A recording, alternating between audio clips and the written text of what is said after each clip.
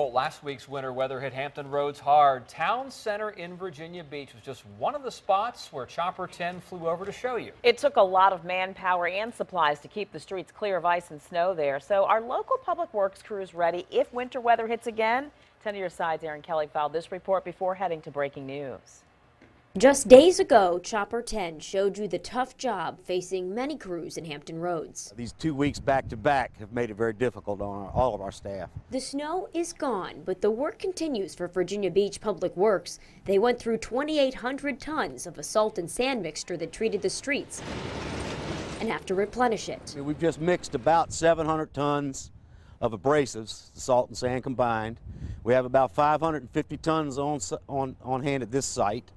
And we're ordering in another 2,000 tons of sand so that we can continue mixing. I don't think it's an if, I think it's a when. And then there's the truck repair.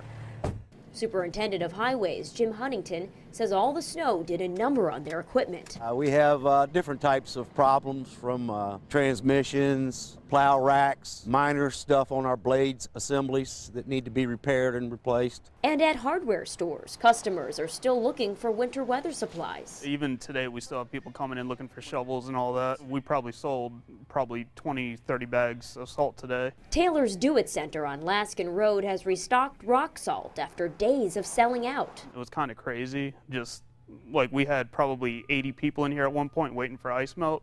Some of them were here from probably 11 o'clock till 5 o'clock waiting. They sold out of 150 shovels just on Wednesday and will have more in 2 days. Trying to order as much as we can, just in everything: snow shovels, ice melt, window scrapers, and also clean up stuff because the ice melt will leave a mess.